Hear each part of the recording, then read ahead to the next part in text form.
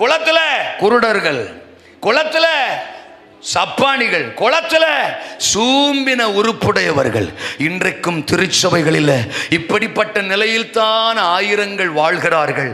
ஆனால் ஒன்றை நான் இன்றைக்கு சொல்லுகிறேன், நீங்க எந்த நிலையில் இருந்தாலும் கர்த்தர் உங்களை எழுப்ப விரும்புகிறார். உங்களுக்கு ஒரு அற்புதத்தை செய்ய விரும்புகிறார்.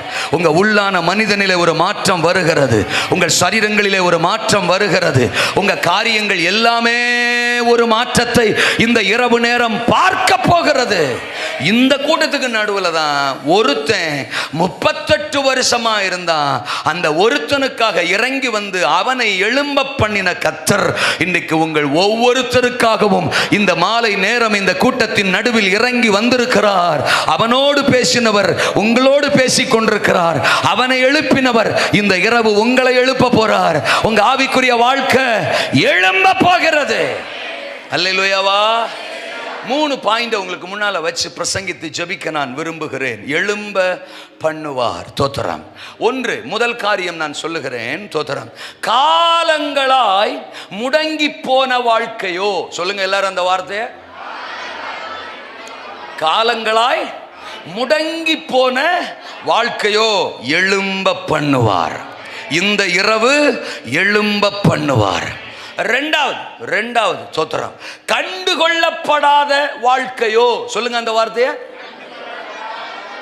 மனுஷங்க உங்களை கண்டுக்கலையா, உலகம் உங்களை கண்டுக்கலையா, சொந்த பந்தங்கள் உங்களை கண்டுக்கலையா, உறவுகள் உங்களை கண்டுக்கலையா, உங்களால நன்மை பெற்றவங்க கூட உங்களை கண்டுக்கலையா, யாராலையும் கண்டுகொள்ளப்படாத ஒரு வாழ்க்கையோ இன்றைக்கு இரவு உங்களை எழும்ப பண்ண போறார். ஒரு அற்புதத்தை உங்க வாழ்க்கையில செய்ய போறார். 3, தோத்திரம், கடின பிரயாசங்களின் வாழ்க்கையோ, சொல்லுங்க அந்த வார்த்தையை. கடின, ஏதோ ஒண்ணுக்காக நீங்க அதிகமா பிரயாசப்பட்டுக்கிட்டே இருக்கீங்க. ஆனா நீங்க எதிர்பார்த்த மாற்றம் வரல. ஆனா பிரயாசம் நிக்கல. நீங்க ட்ரை பண்ணிக்கிட்டே தான் இருக்கீங்க. ஆனா அற்புதத்தை பார்க்க முடியல, ஆசீர்வாதத்தை பார்க்க முடியல. ஆண்டவர் இந்த இரவு சொல்லுகிறார், உனக்கு ஒரு அற்புதம், ஒரு அற்புதத்தை உன் கண்ணு பார்க்க போது, உன்னை நான் எழும்ப பண்ண போறேன். அல்லேலூயா. சரி, முதல் காரியத்துக்கு வருவோம். முதல்ல சொன்னாரு, என்ன சொன்னாரு? காலங்களாய் முடங்கி போன வாழ்க்கையோ. இந்த சம்பவத்தில் இருந்து தான் 1ஆம் வசனத்திலிருந்து 9ஆம் வசனம் வரைக்கும் குறிச்சு வச்சுக்கோங்க, வாசிக்கிறதுக்கு நேரம் இல்லை. தோத்துறா. கிட்டத்தட்ட 38 வருஷமா, 5ஆம் வசனம் சொல்லுது, 38 வருஷமா அவன் சப்பானியா அந்த குளத்துல படுத்திருந்தானா.